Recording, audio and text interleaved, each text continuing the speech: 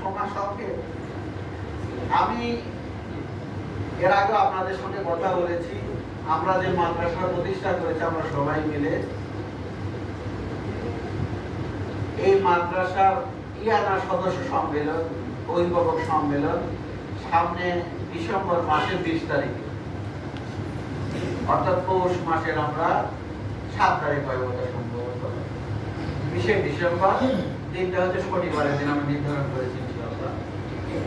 তা আমরা ইনশাআল্লাহ গত বছর আমরা নতুন সদস্য করেছিলাম, যারা খানা প্রধান ছিলেন তাদের প্রত্যেক বাড়ি বাড়ি আমরা একটা চিঠি দিয়েছিলাম। তো বিহারের মাদ্রাসা চালাতে গিয়ে অনেক টাকাই দেনা হয়েছে, পুরাতন কিছু দেনা ছিল, ওরা 7 লক্ষ টাকার মতো দিতেছে না পুরাতন, আবার নতুন কিছু হয়েছে। তো এই যে আপনাদের যে কাজটা আপনারা দৃশ্যমান দেখছেন, যে 2 তলা 3 তলা হলো, এটা আসলে আপনাদের দানের ফলে হয়েছে। এটা আপনারা দান করেছেন, এই দানের মাধ্যমে কিন্তু 2 তলা এবং 3 তলাটা আপনারা মধ্যে ভূমিকা আমরা দান করেছেন। তবে মাদ্রাসার যে আমরা আনুষঙ্গিক যে খরচটা হয় সেটা তাদের কিছু টাকা আমরা রোল করেছি, বাদ বাকি কাজ বাকি আছে, এটা হয়তো আপনারা দান আছে, অনেকে দিতে চাচ্ছে, এখন অনেকে টাকা দেওয়ার জন্য রেডি হয়ে আছে। আমরা কাজ শুরু করলে টাকাটা পাবো, অনেকে আছে, আপনাদের মসজিদেও আছে 2-1 জন এরকম, কাজ শুরু করলে দিতে চাইছে, কাজ শুরু করলে আবার দিবে ইনশাআল্লাহ। তো এটা সেটা কাজ হয়ে যাবে, 2 তলা 3 তলা কাজ, আমি এটা চিন্তা করি ইনশাআল্লাহ আল্লাহর রহমতে। আল্লাহ তৌফিক দান করতে হয়, সবাই বলি আল্লাহুম্মা আমিন। তো আমাদের মাদ্রাসা চালাতে খরচের কারণ হচ্ছে কি, আপনাদের লিল্লাহ বোর্ডিংটা চালাই, এই লিল্লাহ বোর্ডিং এ আমরা আগে অনেক টাকাতে চাউল পাইতাম, যেমন হচ্ছে পৌরসভার থেকে চাউল একটা বরাদ্দ পাইতাম, তারপর আমরা ইউনিয়ন থেকে বরাদ্দ পাইতাম, আর ঢাকা থেকে আমাদের একটা বড় বরাদ্দ আসতো মাসিক, প্রায় 15-16 হাজার টাকার মতো। এই 3টা বরাদ্দ আমাদের বন্ধ হয়ে গেছে একেবারে। এখন তো নির্বাচিত প্রতিনিধি নাই, পৌরসভা থেকে কেউ নাই, ইউনিয়নে নাই, আর যারা আছে তারা গুরুত্ব দেয় না, ইয়াও করে না। ওই কেউ সাহেবের কাছে বললে ডিসি সাহেবের কাছে দাম, অমুক জায়গায় দাম, অমুক জায়গায় আমরা পারবো না, ডিসি সাহেবের কাছে। এই কোটা আমাদের অনেক টাকা দেনা হয়ে গেছে।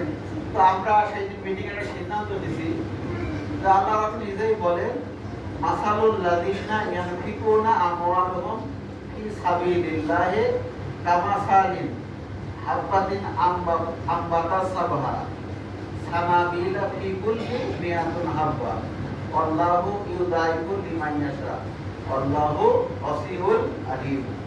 আল্লাহ নিজেই বলেন যে দানের উদাহরণ একটা ধান গাছের মতো, উদাহরণটা ধান গাছের সঙ্গে মিলে যায়। দেখেন দানের উদাহরণটা এমন, যেমন একটা সে বীজ বপন করলো, সেখান থেকে কি 7টা শীষ উৎপন্ন হলো, আর প্রত্যেকটা শীষে থাকে কি 100টা করে দানা।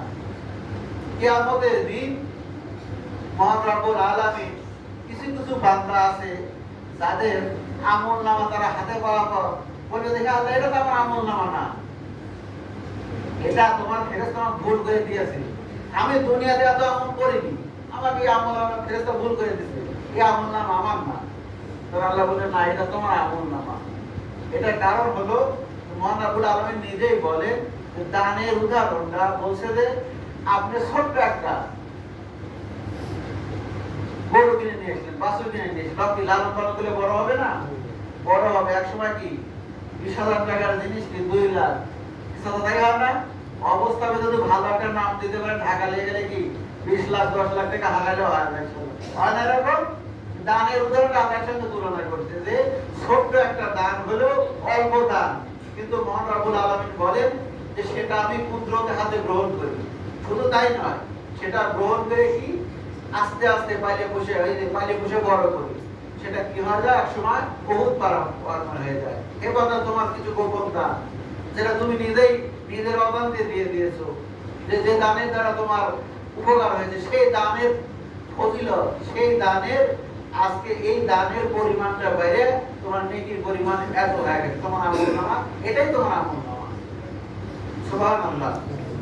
মহান রব্বুল আলামিন, আমরা সবাই আমরা নিয়ত করেছি ইনশাআল্লাহ, আল্লাহ কোন ছিল আল্লাহ কাকে মাফ করে বলা যাবে না।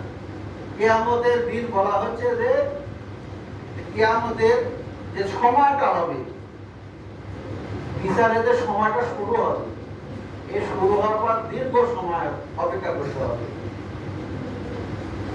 মাথার উপর সূর্য থাকবে, মগজ গোলা গলে কি হবে, টক করে নিচের দিকে পড়বে।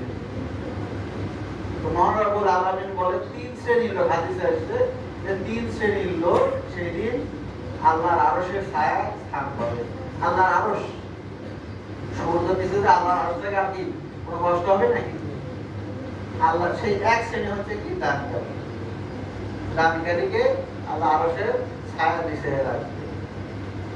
আর ইমানদার এবং দানকারী যদি মামলা হয় তাহলে 1 রাকাত, আপনি ফরজ নামাজ আদায় করেন না, 1 রাকাত ফরজ নামাজ সময় করতে যতটুকু সময় লাগে ঠিক ততটুকু সময়ের মধ্যে আপনার হিসাব নিকাশ শেষ হয়ে যাবে। ঠিক অবস্থাটা এরকম, আপনি ঘুমায় গেছেন, খুব শরীর ক্লান্ত, গাড়ি তুলে নাটোরে ঘুমায় গেলেন, সকালে আপনি ঢাকা পৌঁছে গেছেন, হয় এরকম ঢাকা পৌঁছে গেছেন। ঠিক আপনার সময়টা ঠিক অতিবাহিত হবে, কিন্তু আপনার কাছে মনে হবে আমি যেন কি 1 রাকাত ফরজ নামাজের সময়টা অতিবাহিত করলাম, এর মধ্যে আপনার সব হিসাব নিকাশ করা চলা শেষ।